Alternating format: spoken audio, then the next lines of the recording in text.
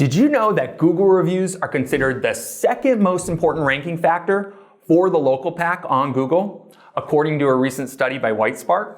Want proof of this from a real business? Well, Keystone Escape Games has used Google reviews as their primary method of getting and staying in the top 3 local spots in Reno, Nevada. In less than a year and a half of being in business, they've been able to generate over 600 Google reviews. Not to mention 90 Yelp reviews, 81 Facebook reviews, and 35 TripAdvisor reviews. And they're now the highest reviewed and highest rated escape room on Google in Reno. And as a result, their Google My Business profile alone generates the overwhelming majority of their traffic and over 60% of their revenue. In this video, owner Mark Blume shares the 4-step system he's developed for generating these reviews and several other amazing tips for Google My Business that you'll be able to use yourself. And if you stay to the end, you'll hear why Keystone Escape Games doesn't have a single negative review, and what Mark did the one time he did receive one to get it reversed. And see if you can spot his company mascot, Puffer, in the video too.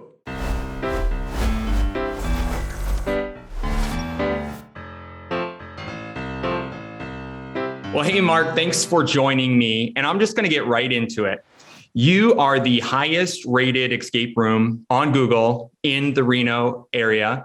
And you've got a ton of reviews on other platforms like Yelp and TripAdvisor. So I'm just going to come out and ask, how do you do it? Well, it's kind of a multi-stage process. The first step, of course, to getting a review is creating something people want to write about. That's the first step. You have to give them a reason, something extra over and above, and specifically for here, over Reno, right? People walk in our lobby and it's already a Victorian hotel and they already get excited about it. That's the easy part, right? Well, that's the easy part. Having something that people want to write a review about. But the second thing is it's what I've worked with the kids about. We call the kids people who work with us. Is making sure that they build a connection before people play the game. So there's some personal reciprocation that you want to start building in as people, even before they play, right? They like you, they want to help you out, right? That's a big deal. So in addition to that, just enhancing their game customer service, but it's more than customer service. It's building some sort of connection. So I was just working with one of Zach and how to answer questions when they say, how many games have you played? And they say, I've done 5. And they go, oh, that's awesome. What's your favorite one? And if they go, I love this. And you say, oh, that's cool. I like those kind of games as well. And you actually build connection. So I think that's just a small start to have the connection. Of course, builds for that. After of the game, of course, people are really excited, and it's super important to continue that as you go on, talk about the room, keep them excited, and ask for a review. Say it would be really, really awesome if you would leave us a fantastic review. That's the way I ask it. And I try to get other people to ask it as well. Really, really awesome if you give us a fantastic review. And almost unanimously, people say, absolutely, would love to give you a review. Well, you know that 90% of the time that doesn't work out. People say that. And that's where the service like GATHERUP or any other service, I know that's what you use, right? Mm-hmm. That's where that follow-up helps a lot. The follow-up, but I think of it as a follow-up and not actually the review generation, because it's the getting the commitment that they're going to give you a review while they're excited. So when they do get the follow-up, they go, oh shit. Oh, sorry. Oh, you're good. Yeah, no, but they go, oh man, I told them I was going to leave a review. Let me leave a review. And I've noticed a big drop off when we don't ask for reviews. One of our employees made the comment that, well, we're sending them the thing afterwards, we're sending them the follow-up, so I don't need to ask them. But man, there was like, you got almost no response when you didn't get the ask ahead of time. So that was a really big deal. The other thing I try to do with the reviews is I make it a point, and I've asked the other people to ask, what brought them in to see us over anybody else? And now with as many reviews, it kind of started about even 150 reviews or so, maybe 200. People would start saying, well, you had great reviews. And so my standard follow-up is, oh, that's super cool. And I hope we can earn a good one from you. And people already go, absolutely, you got it. And they'll start committing already from the very beginning. Just little pieces like that to get people engaged into the process of wanting to leave you a review makes, I think, all the difference in the world. And when we don't ask, even with the follow-up emails, nothing happens. So let's start with the last part first and dive into that. Okay. You mentioned you use GATHERUP. Walk our viewers through just sort of how you use the tool, what sites you're sending people to, any recommendations you have for them. So we use GATHERUP, and on the waiver that people sign, and not only do they put their email, because that's the legal part, they put their email, but I actually write on there, please leave your email or leave me your phone number so we can follow up if you'd like to leave a review. I've actually asked them for a review at that point too. You can tell this is pretty common, right? So people will say that, and people notice that. And then we follow up with the text for people with that leave their phone number, and then the rest are just emailed. What's your sequence for that? How soon after the experience do you send that first message? 3 days. 3 days. 3 days, because that's enough time. That gives them a little bit of a chance to also, if they want to do it on their own, they will. And I like to give that opportunity. I feel like if you're too fast, because I've tried it. I've tried the day after, and everybody just like, whatever, dude, you're trying too hard. I think that's the impression I got. So I do 3 days after the weekend. Usually it's a Wednesday morning at about 11 o'clock, kind of right before people start to head to lunch, and they have and they get their phone out. I've tried it earlier in the morning around 9. Didn't have anywhere near the open rate. I even tried it later at 2 or 3. I want to say I had almost zero open rate. It was almost nothing. So people quit looking at the emails, because on these platforms, when they give you, and you probably do the same thing, when they ask you for your email when you're signing a waiver, do you give them your personal email that you want everything going to? You probably give them the odd one, the work one, the one that you want your junk mail to go to, right? And they only look at that stuff when they're at work, or at least that's my theory on that. So 11 o'clock worked really, really well right before lunch. I seem like that you get a lot of hits from that. That's the biggest thing on that. Walk me through that. Is it set up automatically to do that? So once a week, I pull all the people who did sign the waivers, and that's usually I have it on my phone to ring me at Thursday night, and hopefully I have time Thursday night to go through them real quick and separate the email from the phones, right? Because they're in GATHERUP, you have to pick a default, right? And so if you pick phone as your default, then it won't do the emails, and then you got to go back and do the emails. And if you pick it the other way, so it's just easier for me to just go through and segregate them real quick. It takes 10 minutes, and then send them. And we're small enough to where it's not, you're not, if you had hundreds of thousands of people every day, would have to figure out a way to automate it for sure. Yeah. I mean, like Amazon, right? You constantly get Amazon. But a good example of that is actually you get so many of the single hits on Amazon, for example. I think they would be better if they would collect and send you once a week of a review asking for all their items. Yeah. I think you'd be more apt to do that than, getting one and getting another one and getting another one. Yeah. Yeah. So I think your strategy works because with these systems, and I'm sure there's probably some way, but if you're doing the automation where you're setting it to go 3 days later, unless you're really diligent about uploading those every, a certain day of the week, those emails might go out 3 days later, but on a day you don't want, like a Saturday, some day when maybe people aren't really checking, their emails. So the intentional way you're doing it is getting them so they're going out on Tuesday, right? Is that what you're?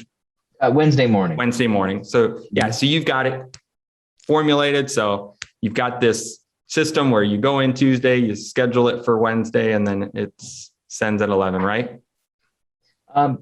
Yeah, actually, it takes me 2 seconds to go in, and I have my to-do list, bing at me, and it takes me 2 seconds to just send them out. Sure, got it. And if we were bigger, I would just have an employee, someone else do it. It'd be their job. I mean, it wouldn't be that difficult to do. So how many, emails and text messages, or I should say, to how many customers are you sending these out to on a weekly basis? Yeah, see, that's because we're really small. That's easy. So it ranges between 100 and 150 or so is who we're sending them, who of the people who did the waivers. So it's pretty small in that sense, because all the under 18, they don't do it. And the waiver is an electronic document? Yes. Mm-hmm. They load it up on, they use a QR, load it up on their phone, and they sign up on it. And is that through GATHERUP, or is that something you've created? That's through Web Waiver, it's called. Okay. Yeah, because it's so it's also it's a waiver for the escape room, but it also collects, and then it puts that into a spreadsheet, or you download it as a CRV file. Mm-hmm. Cool. Yeah, awesome. It's after doing it a few times, it's gotten pretty simple. Yeah. Yeah, and GATHERUP is super easy when it loads their form. I like how they you check whether it's the first name, last name. They make it so you don't have a lot of erroneous information, and you just line up, the columns. So when they load, it loads in the right spot. What made you choose GATHERUP versus another platform? I looked at a bunch, originally just looked at them. I thought the GATHERUP looked cool. It looked simple and nice. Some of them they look a way too corporate. Or on the other hand, to me, they look too bubbly. And I don't think that's good either, right? So that's that. I got away from GATHERUP for a short time and just tried to do it through MailChimp. And that just didn't work. I don't know why. It was a lot of work to get them, just to get it out. It just was a lot of work. And it got really bad response too. So that's what started me with GATHERUP. And I used to do the where you ask them for the NPR, the NPS score first to segregate the good from the bad. Now I just go straight to reviews. I don't even ask that anymore. Yeah. And the reason I do that is now that I get those and they ask me for that, and since I know that when I answer it, they're going to ask me for a review afterwards, I just felt like, why bother, Yeah. I just straight away ask people for reviews now. Since it's probably the third or fourth time I've already asked them, what's the point of trying to see if they had a bad experience first? Yeah. All right. So we've talked about GATHERUP and how you actually send those requests. Let's back up a step to the actual customer experience where you are building that rapport, you are asking for the review, or your staff and team are asking for that review during the experience. Where did you come up with that strategy? So the strategy came from my sales background, some of it. I started back as a kid. I actually sold Encyclopedia Britannicas and vacuums and all of that kind of stuff. So just kind of have that. When I looked up getting reviews online, it's all pretty generic. But the one thing that is really common is that you have to ask.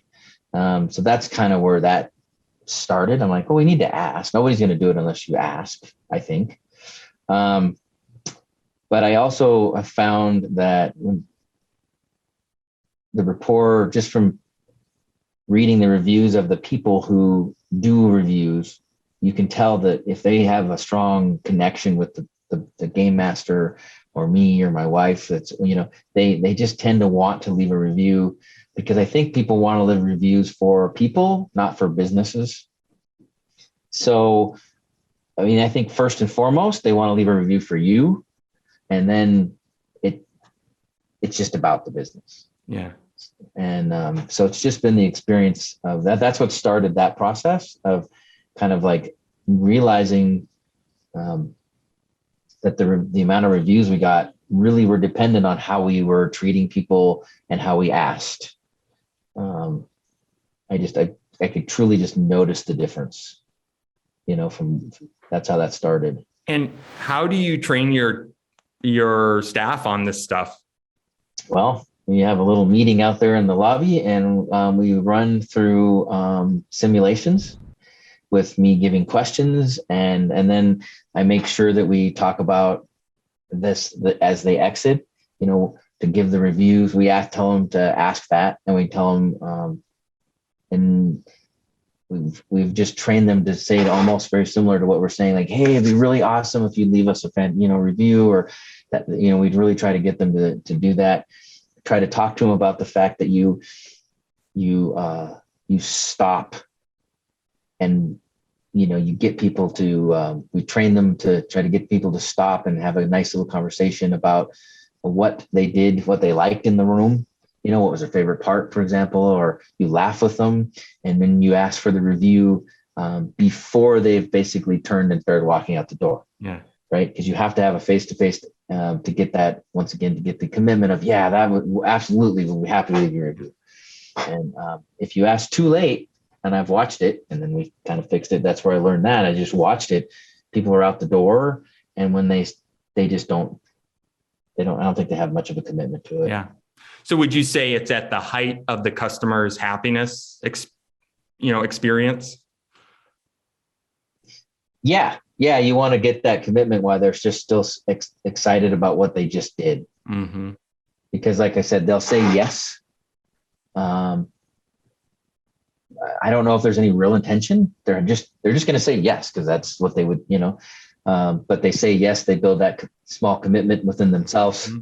And then so they're coming out of the room, they're happy. Each one does it a little bit on their own, a little different. But then before the crescendo and it starts to come down and people are on the way out, that's what you want to ask them right before that. Okay, thank you, awesome, that was great. Turn around and leave. You got to get them before that, or you don't get any commitment out of it, for sure. And I don't know how many staff members you have work in your rooms, but do you have any sort of contests or incentives for your staff with regard to reviews? We don't yet. We were trying to think of one, but we haven't come up with any yet. Sure. We were thinking of, and I've heard of a lot of groups saying, if I get so many reviews with your name on it, you get a gift card or something. And to be honest, when I was talking to them about it, they didn't seem all that interested. Fair enough. I was like, oh, okay. I'm not gonna push it. So do you respond to every review? How does that process work? I respond to every review. Yes. Every review that comes in, I wait usually the next day or 4 to 5, 6 hours. If they leave one in the morning, oftentimes I'll at least wait till afternoon or the evening or the next day. Sometimes it's more because you're just busy, but I usually read them because you get notifications, but I don't respond right away. I give it a little bit of time for sure. And it's my understanding that, it's a big deal to respond to them. So, and this is something I started doing when somebody leaves a review and they say, we had a great time and really enjoyed the review and it was fantastic or whatever. I try to include the words that they use in my response, like fantastic. I will lead my response now. I don't know what this is going to have to do with, but I think this is an interesting idea. If they say fantastic room, I will say fantastic. Thank you very much for your awesome review. Because when you look at the reviews, all you see is, oh, this was a great room. Thank you very much. Thank you very much. I want them to, when you look at the reviews, to go review. And then when you see down, have it say fantastic again, or fantastic good, or reinforce what they just said as much as I can. I'm trying to do that. So I love it. To make more of the review, versus just a, hey, thank you. Because that's kind of a boring response. Yeah. And in your reviews, how long are they? Do you have kind of a formula besides trying to use some of the words they use in your responses? I think the two or three things is besides the words they use, because that builds a little bit of connection later on down the road. If they say definitely want to review it, I will say thank you very much or they'll say they're going to what do they call that? Recommend. Recommend. Yeah. I say thank you very much for your recommending us. I'll actually say that as well, because that's another one of those things people will see in there. I will say happy belated birthday if they say they came for a birthday party. I try to do that kind of stuff as well. A little bit of mimicry. Is the proper actual term, right? But generally, I'd assume they're about what, 2 sentences, 1 sentence? My response. Yes. Yeah. The responses are not long for sure, right? Nobody wants to read a response. Yeah. How about any negative reviews? Have you gotten any, and how have you handled those? So I haven't had to handle any. Actually, I got a 1-star the other day, and I responded pretty quickly. That was one I actually responded pretty quickly. Yeah. I responded both on, kind of funny, I responded on Google. Then I responded based on the last name, because I've noticed that sometimes the names don't jive what they put down on their waiver, And I responded to the person with the same last name. And via email or via email through GATHERUP. Gotcha. Right, because you can respond to the GATHERUP review or whatever. Sure. So I responded to it, said, "Oh man, 1 star. Share with us what we could have done different. How we didn't meet your expectations." I'd have to look it up, and I could read it for you specifically if you'd like. And then his response was, "That wasn't me." So then I responded again. I had, "Oh, I'm sorry." Then I actually gave more information, said that was such and such and such and such. And I just assumed it was you, I thought it might've been you because it was your last name. And he responded again very quickly and said, no, that's funny. I had already left a 5-star review, but that was my younger brother. And he changed the review to 1 star from 5 stars. And he just thought his little brother messed up. Yeah. So that's how I followed it all the way up until I wanted to get some resolution, like what did we do wrong? Or it doesn't get any better if it gets changed to a 5-star. Yeah. So did it get changed back then? It's now a 5-star. Yeah. Awesome. Yeah. But you're telling me that was your first negative review on Google, Yelp, across all platforms? That was the first truly negative review. Yeah. That's awesome. And you've been in business how long? Just a couple of years now, 2 years now. That's impressive. And I think that goes back to your first bullet point, which was have a great experience, have something customers want to review. So you're obviously doing something right on that side of things. Yeah. Yeah. Well, that's a big part. That's the big part. Well, we've had a few really bad games or technology goes bad. You can see in the back there, that's the beginning of the controller for the new game. So, and I honestly will offer their money back, or we only have the one, but offer them another game or something to help avoid that, because it's not worth it. And we don't we give a lot of things that other people don't. We're not a stickler. Like people are a little bit late. We don't go, oh, you're late, you're out of time, or you canceled. You canceled, so don't get your money back. And all the things that start driving bad reviews that you feel like are important. Like, they canceled too late my policy says, well, your policy says, does it really matter? I mean, how does it really affect your business? And I do value reviews. So to me, I just give their money back. I haven't had too many problems with that. And knowing that if you don't, they can just call their credit card company and get it back anyway. So there's no reason for me to create the resistance. Yeah. When I'm training people, actually, you asked that earlier, I will actually ask, hey, you did this and this. If somebody was going to talk about that in review, how would that look? They'd be like, oh, that's probably not good. That's exactly right. That's not good. That's back to the training. Yeah, for sure. And of your reviews that you now send out, what percentage of your customers actually leave a review, if you had to guess? I think that we are about overall 12% of all the people that have played our game. The bird had to go to the bathroom. What's that? The bird had to go to the bathroom. Well, I was going to ask, who's our friend here? That's the official mascot, Puffer. Okay, Puffer. Yeah. She's awesome. My 22-year-old bird. Oh, wow. Yep. Yeah. So now I forgot the question. You said you have a 12% review rate. I think it's about that. I usually figure in my head about 10%, but we have 600 and some reviews, and I think we've had about 5,500 people play. So it's a little higher than 10%. Oh, wow. So you were telling me before the call that most people leave a review on Google because that's the first option in your GatherUp email. Was there any intention behind that when you first started asking for reviews, going for Google over TripAdvisor? I know a lot of your competitors have gone the TripAdvisor route and gone heavy there. Mm-hmm. Any thought behind that, or did it just sort of happen that way?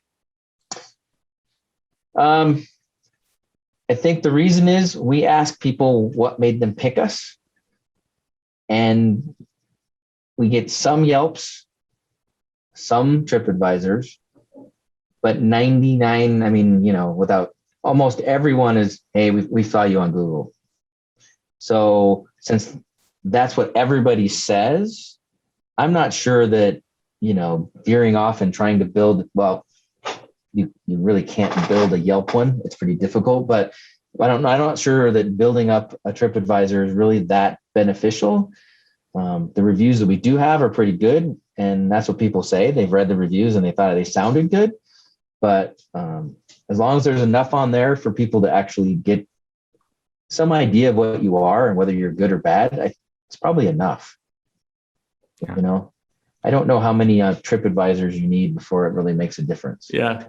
And now with the way Google is, I think people don't even use those as much as they once did, because you can look up everything else in Google. Where do I go? Right. Mm-hmm. Google Maps they got it tied up. Yeah.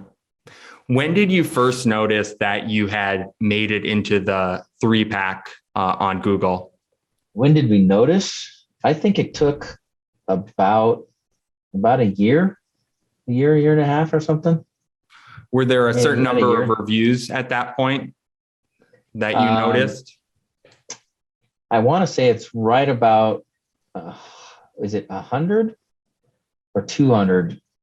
It's when you cross the line and Google starts sending out review requests in your behalf because somebody was at your location. Right? Sure. And somebody also told me things like SEO, and for Google,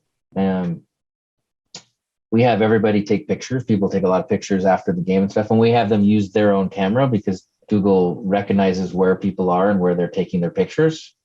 So that helps with that SEO, with local SEO a lot. I think if people use their camera, something about a verification that they were actually there helps. Mm-hmm. Yeah. I think it's referred to as geo tracking. That's what Google does. Yeah. So would you, or let me ask you this, when you reached that 3-pack, had you surpassed some of your competitors in the number of reviews at that point? Not yet. Not yet. Mm-mm. So you had made it into the 3-pack. I would assume partially because of your review strategy. You've got customers uploading photos from their devices that they took while at the escape room. How far behind in reviews would you say you were from the half? Half. Yeah, half. So we were like about 150. Like I said, I'm going to guess 150 because that's somewhere in between. Mm-hmm. And then like our other competitors was like in the mid 200s to almost 200s or so. 200, 300 maybe. None of them were over 300 at that point yet. So just what would you attribute the 3-pack success to? Is it more the customer photos, reviews, something else, combination of all? I think it's a combination of all. I think the reviews, customer photos, proper information on there, I think is a big deal. I also try to, it's been a little hard lately, but I try to post once a week, once, maybe even twice a week. That's actually something we're going to change. We're going to start taking pictures of groups that have really good times so we can post the best time of the week picture. Awesome. You know, something like that. I want to get that started. And that's going to be a Google post? It'll be a Google and a Facebook. Gotcha. And if you're going to build one, it's the same process, right? Google or Facebook. Mm-hmm. Facebook is an interesting thing. I don't know if it worked. I don't think that none of the ads that we've ever done have ever had much effect for sure. But how about the Facebook reviews? Anything you have to say there with regard to that in terms of impact or? We have had a number of people who have said that they saw us on Facebook for sure. And I've noticed that reviews are an indication of where they saw you. So if you say, hey, where did you see us? If they leave a review on Facebook, they found you on Facebook. Yeah. If they leave a review on Yelp, they found you on Yelp. Mm-hmm. And so, you know, you can kind of gauge that. So I don't know how many exact reviews on Facebook we have. I just looked and I think we have a little over almost 250 followers now, you know, without making any request for it. So that's cool, you know. But I think people definitely look at Facebook. I know that's actually how we're a little bit touched for Facebook because that's how we got our first exposure to escape rooms ever. We saw a picture of somebody who did an escape room. Mm-hmm. Uh-huh. You know, just cool. How long did it take you before you actually were the top rated on Google? Top rated? You mean like the top rated escape room in Reno? How long since you opened did that take? We think we've had the room open for about a year and a half. And you started asking for reviews pretty much right out of the gate? Day one. We got all the standard friend reviews at the beginning. Yeah. You know, everybody does. Yeah. You know, you get the first 10 or 20 like pretty quick because all your friends just leave your reviews, right? Yeah. But from the very beginning, you know. And just in general, what impact would you say Google My Business has had on your business? Google My Business is incredibly powerful. And when you look at the analytics, it looks like almost 50% of the people are coming, 50% to almost 2/3 are coming through your Google My Business page for sure. And I just that alone means that people just come through there. And I monitor the phone calls. And so I get anywhere from 2 to 5 to 10 phone calls every day directly from the page as well. So, and are you tracking that using a tracking number or something, or how do you know that? Google sends an email to me every day and says, gotcha. you've had this many calls, this many you answered, this many you didn't. Sure. Missed. So, oh, okay. That's how, it's a simple delete. I don't even have to read it anymore, right? You don't have to read it, but you get a lot. I think that the local SEO, especially in our business, is huge because people they have to be here, right? Mm-hmm. Any business where it's non-internet based, local's super important. Yeah. For sure. So what advice would you have for a business owner with regard to reviews or Google My Business based on your experience? Well, I think you should make an effort for reviews. I think you should make a big effort. You should ask. You should think about something that you can do that would differentiate you from somewhere else. And even if you're an auto shop, that a follow-up phone call a day after, hey, how's your car running? Just want to check in on you, make sure everything's good. Awesome. Thank you very much. Cool. Hope to see you again, or hope to never see you again, really, because that means your car's broken. But if we do, thanks for coming in. And I think that's a big deal because nobody does that, right? Nobody does that kind of stuff.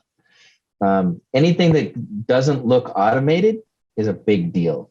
I think we can over automate to the point where people go, yeah, whatever, so an actual phone call with a real person is nice. Even a follow-up email, those are nice, but we all know they're automated. So it's not personal at all.